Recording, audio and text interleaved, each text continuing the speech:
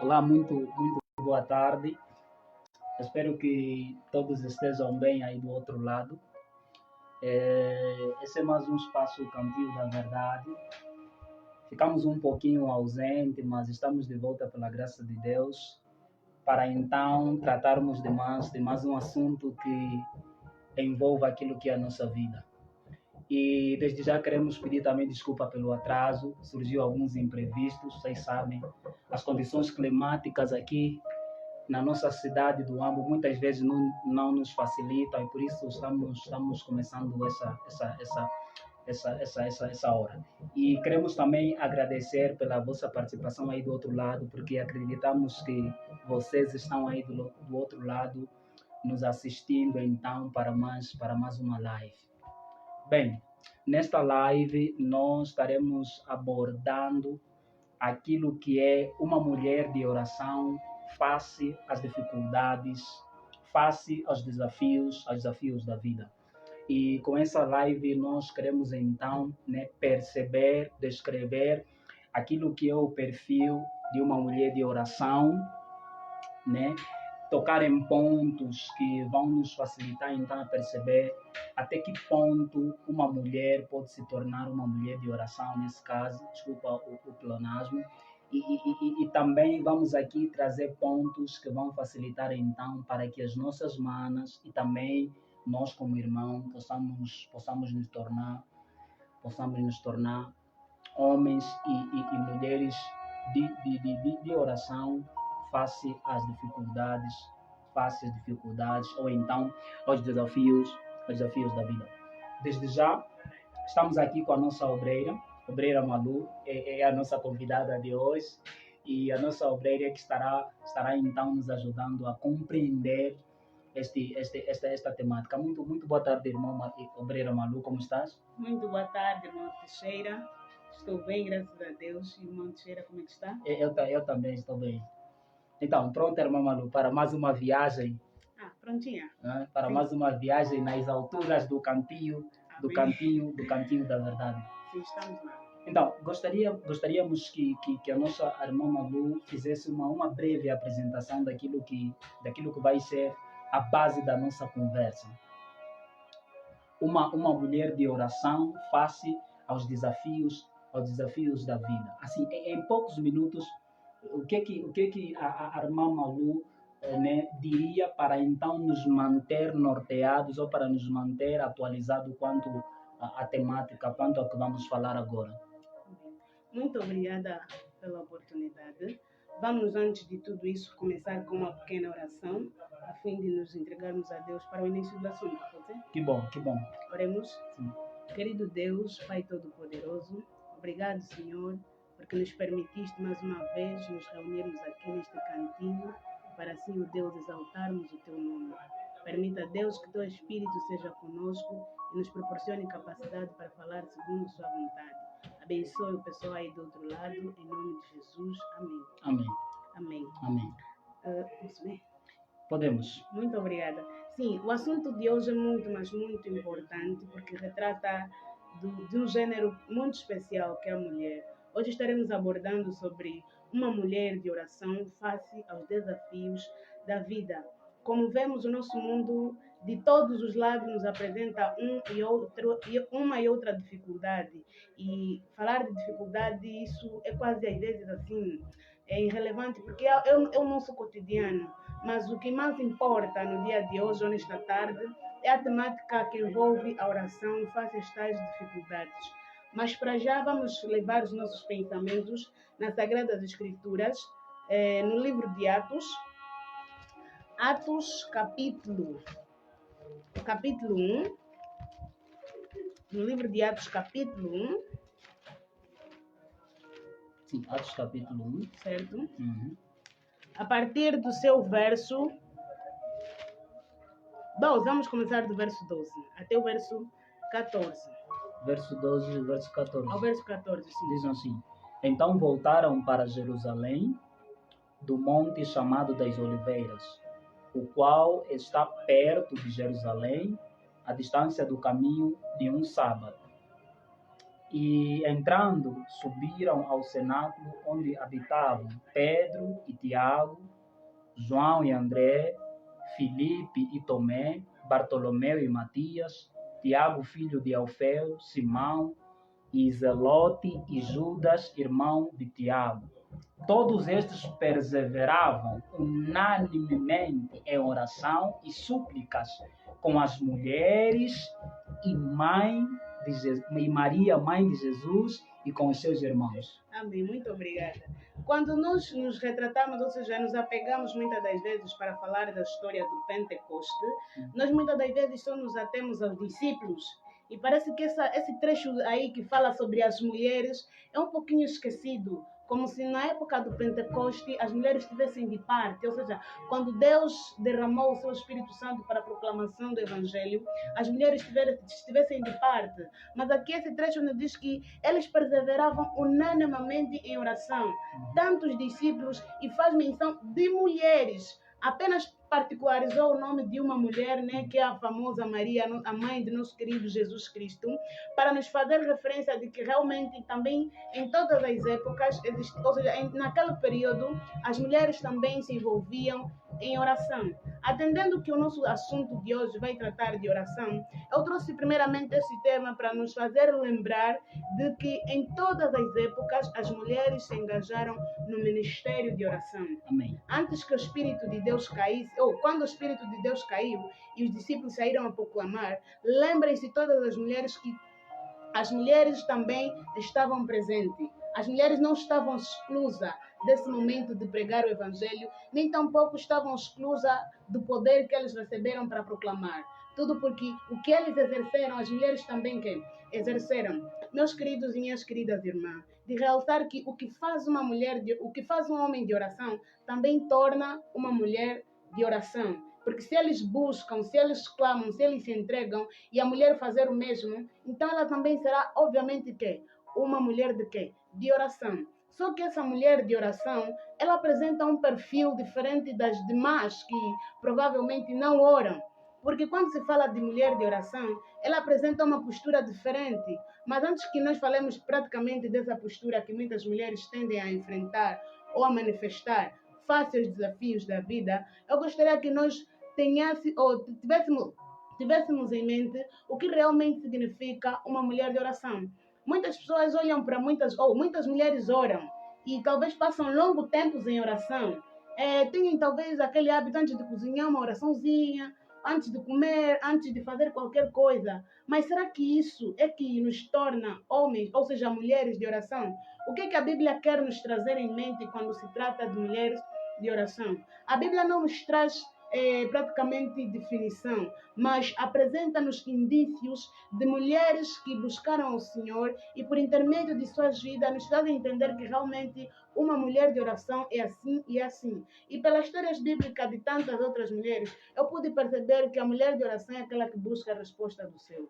A mulher de oração é aquela que nada faz sem antes ter que orado, é aquela que está em constante comunhão. E conforme diz o nosso texto, que está no slide nesse caso, é aquela que ora sem cessar. Então, se você como mulher entretém comunhão com Deus, buscas a presença de Deus e estás em perfeita harmonia com Deus, não tem como você não ser uma mulher de oração. E de realçar que esta mesma mulher, diante das dificuldades da vida, ela apresenta uma posição diferente daquelas mulheres que não oram. Por exemplo, vamos ver que mulheres que não se entregam a Deus de corpo e alma, face aos desafios da vida, tendem a agir de tal maneira, ou seja, tendem a resolver os seus problemas criando outros problemas. Mas a mulher de oração não busca problemas para resolver problemas, mas ela busca auxílio de Deus para a resolução dos mesmos. Eu gostaria de ler ou mencionar aqui uma nota da irmã White que diz o seguinte: isso vamos encontrar em Desejado de Todas as Nações, na página 667. Ele diz assim: a vereda da sinceridade e integridade não é isenta de obstáculos, mas em cada dificuldade devemos ver um chamado à oração. Ou seja, a nossa vida, né? Especialmente essa vida em que nos dedicamos a levar, especialmente no ramo cristão, não significa que tudo é um mar de rosa, né? Ela também apresenta obstáculos, mas a irmã vem nos dizer que em todas as dificuldades, toda mulher de oração, ou toda mulher que teme ao Senhor, deve ver isso como um chamado à oração. Os filhos estão doentes, tem que ver isso como que Deus está lhe chamando. Está a haver um problema, se passar com a sua amiga, seu amigo, um problema no seu relacionamento com o namorado, com o esposo, com o amigo, colega de trabalho, deve constatar nesses pequenos detalhes um chamado à oração. O que é diferente do que muitas mulheres que não temem o Senhor fazem. Ficam só toda assim a comentar a situação, quando nós temos um Deus que nos ouve e pode muito bem resolver os nossos problemas. E há que se ter em conta um detalhe muito, mas muito importante, que é nos momentos de dificuldade, é nos momentos mais difíceis da nossa vida, que como mulher é visto se realmente somos mulheres que buscam a Deus em oração. Obreira Malu, desculpa mesmo por te roubar a palavra. Dá a entender que a sua abordagem começa a nos fazer entender, né, quando nós olhamos em Atos capítulo 1, propriamente no verso 14, que a questão da obra de Deus sempre incluiu as mulheres. Exatamente. Né? Quer dizer que quando falamos de levar o ministério, as mulheres sempre estiveram envolvidas. Né? É isso que dá para perceber. Então, falando de mulheres envolvidas, né, no ministério, desde que a igreja começou, desde a igreja primitiva, e trazendo essa questão até os nossos dias, como é que nós podemos perceber então? Será que nos nossos dias ainda se faz sentir essa inclusão? Porque hoje, Obreira Malu, é muito difícil, né, a gente ter que se engajar nessa situação de mulheres de oração. Por exemplo, vamos aí tocar na questão das donas de casa, né, que ficam totalmente atarefadas e se esquecem que têm que fazer uma oração. Às vezes acordam algumas meninas e estão logo já aí o Facebook, por aí fora. Nós praticamente estamos a tocar essa questão da oração mais para mulheres. Por quê? Porque a gente tem visto um déficit quando se fala de ministério, né, o envolvimento das mulheres. Agora, como é que nós podemos perceber essa situação, não é, da mulher de oração face aos desafios? Olhando, por exemplo, para uma menina, vamos começar com uma menina estudante, que está a fazer medicina e de tanto conhecimento científico, ela nem sequer tem tempo para ler um versículo bíblico, porque tem que ler uma quantidade de livros, de artigos, e ela fica ali, como é que nós podemos, né, enquadrar e perceber essa situação, né, numa realidade como essa? Porque é um desafio, né? Ela se desafiada. A ciência aperta, a medicina aperta, mas também ela consegue ter a consciência de que ela tem uma obrigação para com Deus, mas ela não consegue porque os desafios da vida apertam ela. O que a Obreira Malu lhe mostraria de novo para então a gente ajudar as nossas manas aí do outro lado? Mas vamos começar com a estudante, com uma mulher estudante, mas também cristã. Exatamente. Minhas queridas irmãs, meus queridos irmãos, porque essa pergunta vale tanto para mulheres como para homens. Para homens, sim. E de realçar que isso todos nós enfrentamos. Enfrentamos, sim. Vou falar também na qualidade de estudante, mas que apesar de tudo isso não descartamos a nossa dependência de Deus. No ministério de Cristo existiam várias mulheres que lhe serviam, como Susana. Isso vamos encontrar em Lucas capítulo 8, do verso 1 a 3. Lá apresenta Susana, Maria Madalena, não sei lá mais quanto. Essas mulheres ocupavam suas posições, as suas ocupações lá antigamente, mas apesar de todas as ocupações que elas tinham, nunca descartaram a obra de Deus, nem tampouco o ministério de oração. Se engajavam, buscavam. Agora, para nós, nesse século XXI, onde as pressas nos abraçam constantemente e muitas das vezes chegamos a orar sob pressão, sobre muitas dificuldades, primeiramente, como cristão, devemos nos consciencializar que devemos nos posicionar que nós temos um chamado de Deus, que primeiramente nós lhe pertencemos. E quando a gente decide viver para Deus e ser de Deus, devemos colocar o que Jesus disse, né? Buscar em primeiro lugar o seu reino e a sua justiça, e todas as coisas nos serão o quê? Acrescentadas. Deus, apesar de sermos atarefados, nós podemos muito bem equacionar os nossos, ou equilibrar os nossos tempos para, assim, darmos prioridade a Deus. A exemplo da Bíblia, eu vou pegar o próprio profeta Daniel. Ou seja, sim, o profeta Daniel. Daniel era um homem não só estudante, mas vemos que como cativo lá na cidade, na terra de Babilônia, ele tinha um ofício muito grande, ele era presidente, mas apesar de ocupar esse posto tão elevado e acima de tudo que lhe pesava bastante responsabilidade, porque não tinha só que se encarregar do que ele comer ou do que sua família comer, mas ele tinha que se encarregar do bem-estar da nação completa. E como homem de Deus, como se posicionar numa sociedade pagã, extremamente corrompida? A história nos apresenta que Daniel, apesar da espécie de ocupação que ele possuía, ele era um homem que buscava Deus. E aprendemos em Daniel 6 que ele era alguém que buscava Deus 3 vezes ao dia, o que muitas das vezes não acontece conosco. E só oramos quando estamos para dormir, com medo de que a morte talvez venha ceifar nossas vidas, e assim pelo menos vamos tentar fazer paz com Deus. Mas Daniel, em meio à dificuldade e desafios, ou seja, trabalhos, estudo, gerência e tudo mais, ele soube dar-se primeiramente que a Deus. A questão do tempo, muitas das vezes nós podemos não saber gerir, porque aí o problema principal, a questão principal não é o estudo, porque Deus nos deu essa bênção de estudarmos, mas é o gerir tempo para que Deus seja o supremo, para que Deus seja o primeiro em nossa vida, mais do que todas as coisas. Então, se eu como aluna da faculdade ou do mestrado ou de qualquer outra instituição assim de renome na sociedade, ter em mente que eu sou de Deus, ou seja, eu pertenço a Deus e quero dar-lhe prioridade em minha vida, eu não vou deixar que talvez o curso que eu estou a fazer de medicina ou talvez de qualquer área da vida ocupe o lugar que Deus merece na minha vida. Tudo é questão de quê? De gerir. E também para quem é estudante, deve se apoderar muito mais da oração, para que Deus lhe dê a sabedoria, para que possa gerir também o seu tempo, porque muitas das vezes a gente não sabe gerir o tempo para dividir as nossas tarefas. Mas quando a gente está consciencializado de que pertencemos a Deus e lhe devemos prestar um serviço, não importa a faculdade, não importa a posição, a oração será o fundamental, será primeiro. E também temos que criar aqueles hábitos de acordar às madrugadas, tendo em conta a espécie de ocupação que a gente tem como mulheres e não só. Você sabemos que eu não vou poder acordar, por exemplo, amanhã eu estudo às 7 horas, você vai acordar 6h30. Irmã, esforça-te, dê o melhor de ti para que possas manter uma comunhão saudável contigo. Deus já te deu vida, já te deu oportunidade, já nos deu graça. Agora cabe da nossa parte agarrarmos e nos apoderarmos com fé as graças e as promessas de Deus para que a nossa vida esteja em perfeita comunhão com Deus.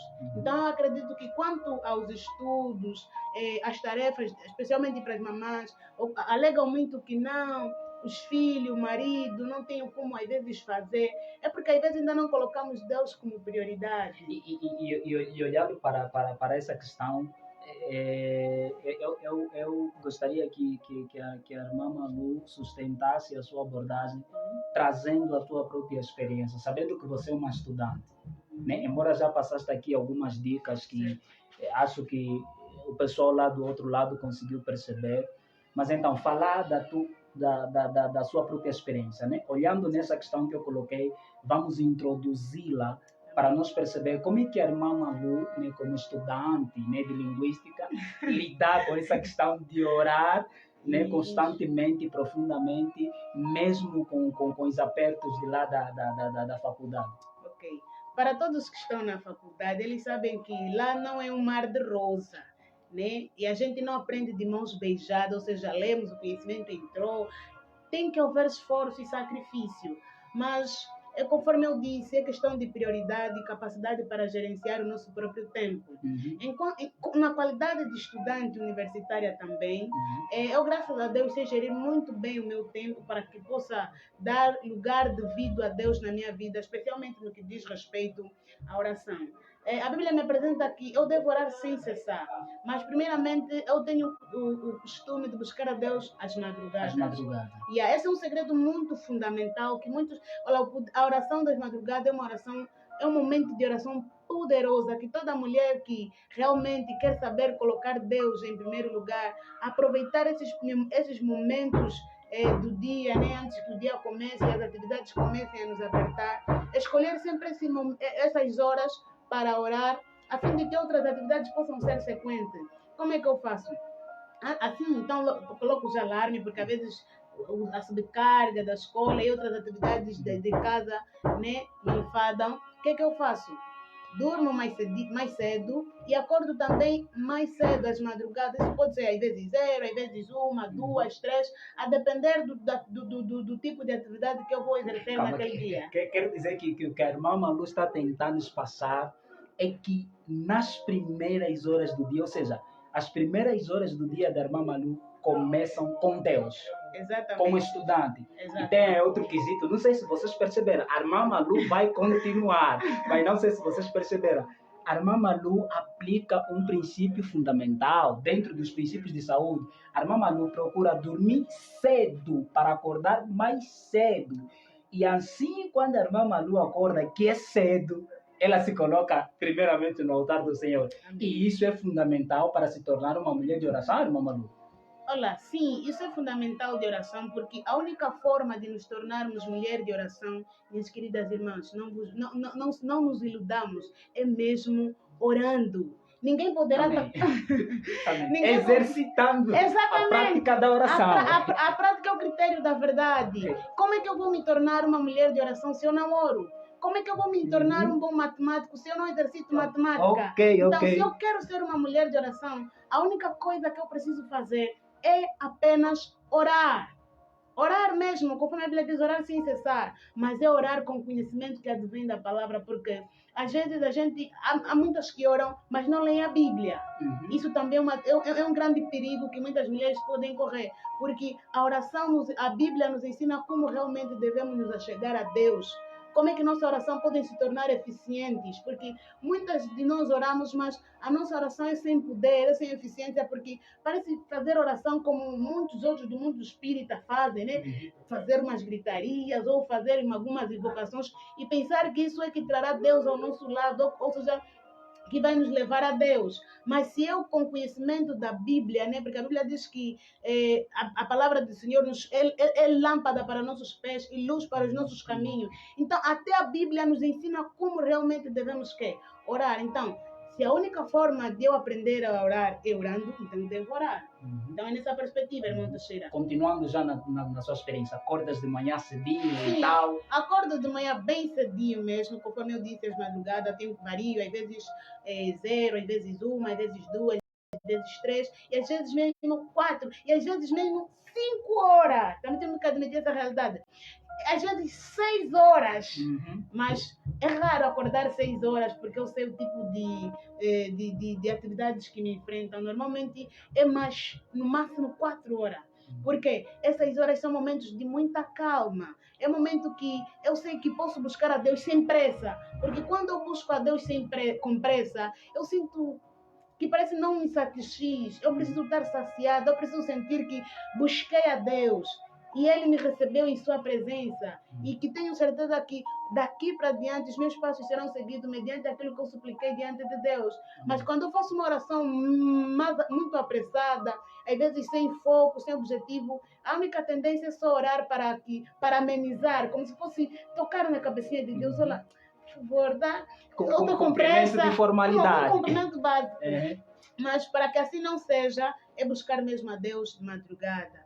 E às vezes, né, naqueles momentos em que eu estou buscando a Deus, às vezes nem sempre a pessoa faz muito tempo em oração, porque eu não me limito só em orar às madrugadas, ou seja, assim, o dia é vasto. O dia não termina às 5 nem 6 horas. que isso vai começar a nos fazer perceber, não sei se é isso que a irmã Malu quer transmitir aqui para o pessoal, é que a oração, quando é praticada constantemente e com sinceridade, né, acaba por se tornar então um estilo de quê?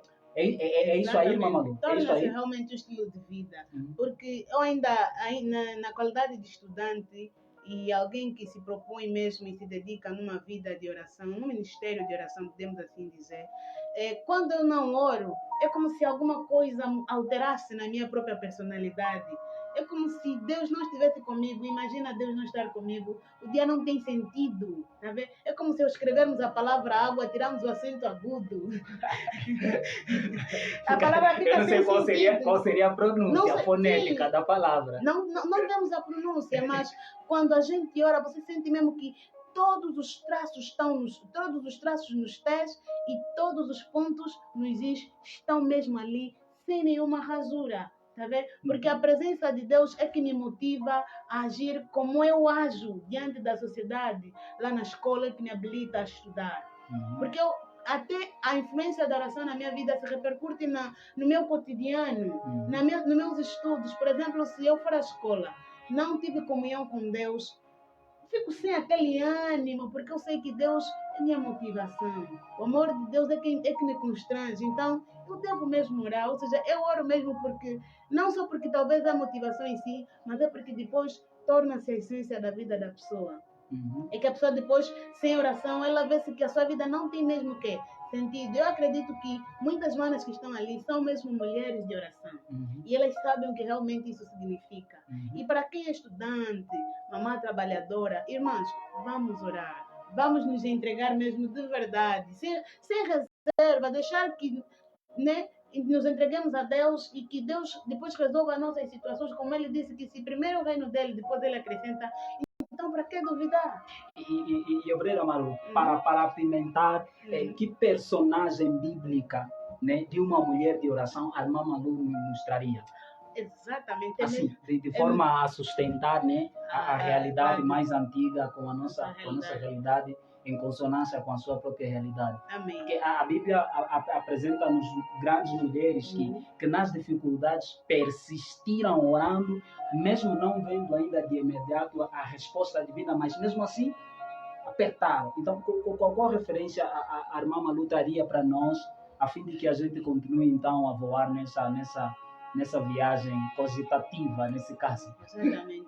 Eu poderia falar de Joquebede, mãe de Moisés, poderia falar de Sara, poderia falar de Maria, própria mãe de Jesus, mas Débora e tantas, Ruth e tantas outras da Bíblia, mas existem duas figuras de mulheres na Bíblia, especialmente o Antigo Testamento, que a sua forma de buscar a Deus impressiona-me e ao mesmo tempo me motiva.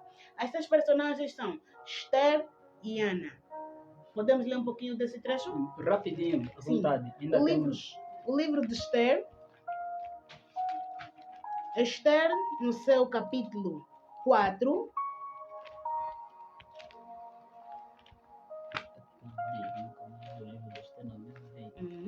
Esther, capítulo 4, vai mais adiante. Depois de Neemias. Exatamente. Estamos lá, Esther capítulo 4. A partir do seu verso 9. Posso tomar a leitura? Vais ler? Podes tomar a leitura. Diz assim: Veio, pois, Ataque e fez saber a Esther as palavras de Mardoqueu. Então disse Esther a Ataque e mandou-lhe dizer a Mardoqueu: Todos os servos do rei e o povo das províncias do rei bem sabem que todo homem ou mulher que entrar ao rei no pátio interior sem ser chamada, não há senão uma sentença a não ser de morte, salvo se o rei estender para ele o seu cetro de ouro para que viva. E eu, estes 30 dias, não sou chamada para entrar ao rei. E fizeram saber a Mardoqueu as palavras de Esther.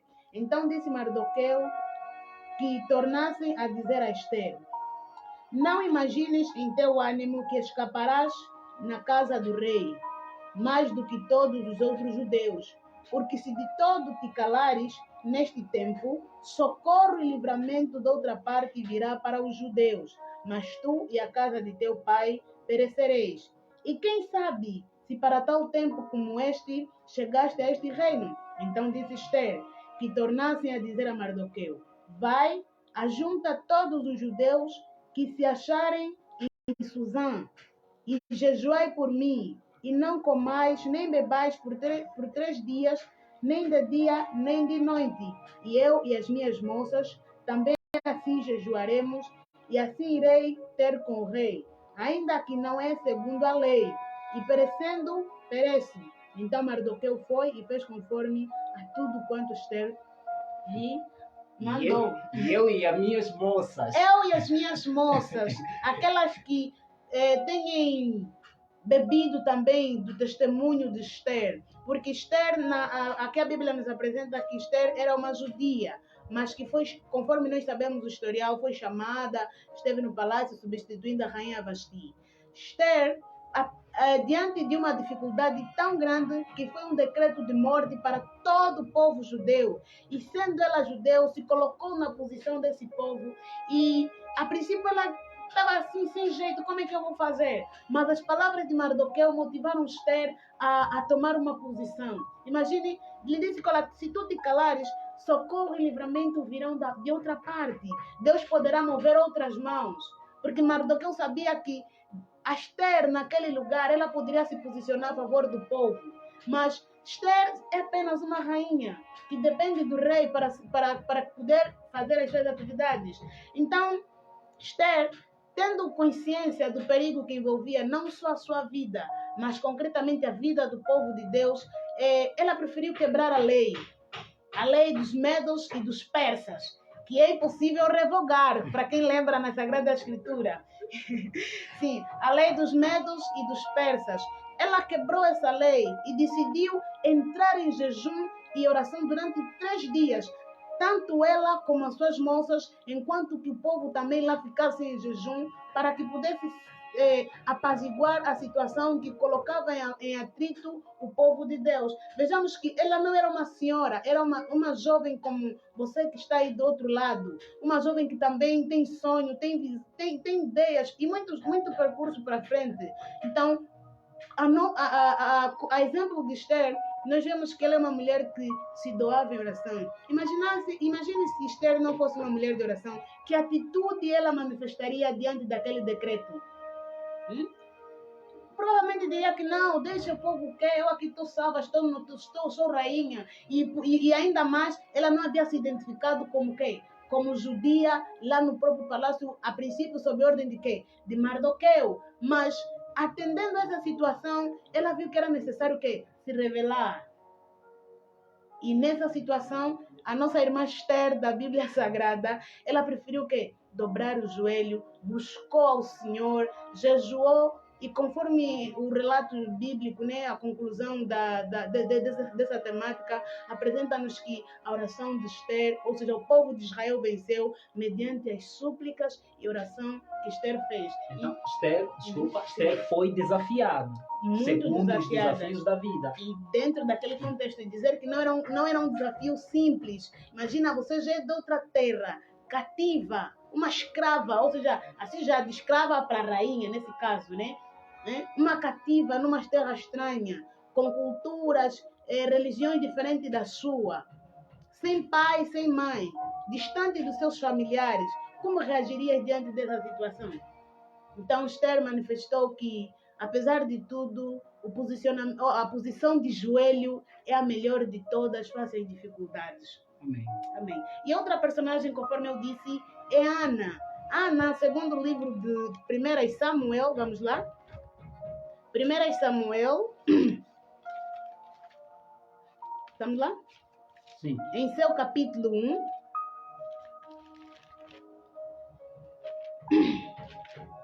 Ana, aqui apresenta a história de Ana em 1 Samuel, no seu capítulo 1, no seu verso 12.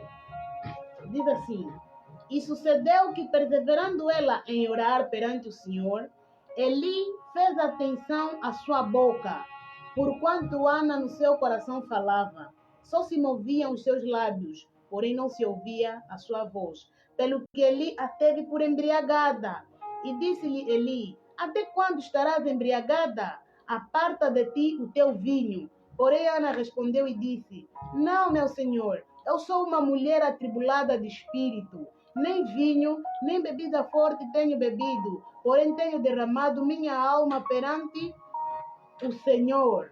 Não tenha, pois, a tua serva por filha de Belial, porque da multidão dos meus cuidados e do meu desgosto tenho falado até agora.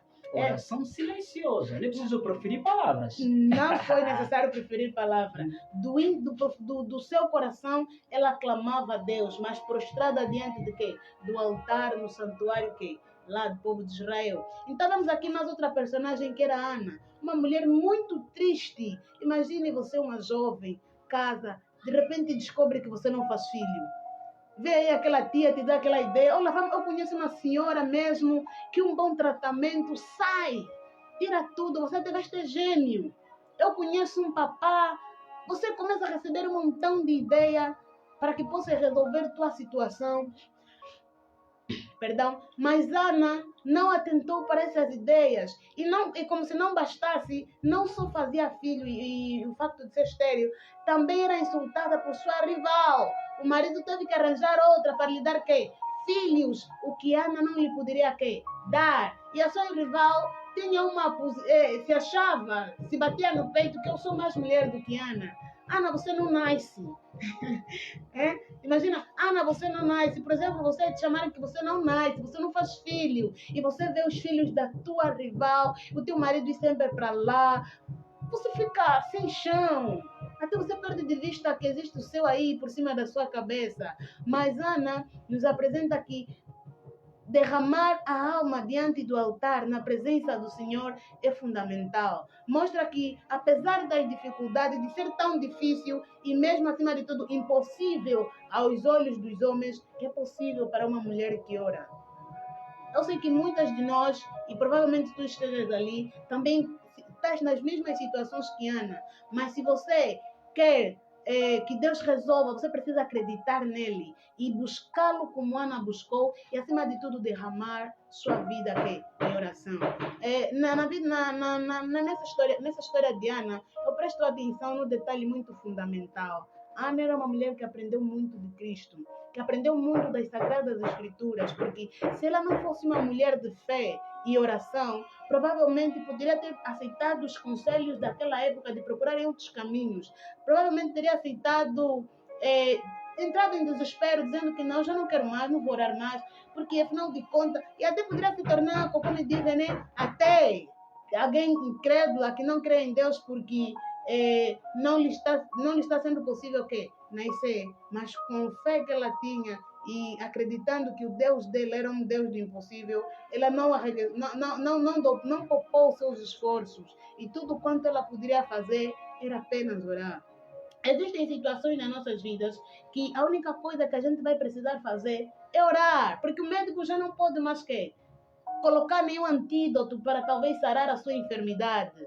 Haverá situações que só nos caberá mesmo orar, porque os conselhos de outras pessoas poderão não mais ter sentido ou lógica em nossas próprias vidas. Então, como mulher, se nos derramarmos também diante do trono de Deus, derramando toda a nossa aflição, podemos não expressar palavra, mas o Senhor não só ouve a voz, mas também o desejo e os intentos do quê? Do coração. A nossa aflição Deus sente. E acredito que aquela foi uma oração muito poderosa e não tardou para que Deus pudesse responder a oração de quem? De Ana. Então, temos aqui dois exemplos. Uma jovem, Esther, como você, que tem desafio, que tem sonho, que talvez esteja na faculdade, que em meio à dificuldade orou e Deus operou. E temos aí uma mamã, entre aspas, porque na altura ainda não tinha filho, mas era o sonho dela ser mamãe.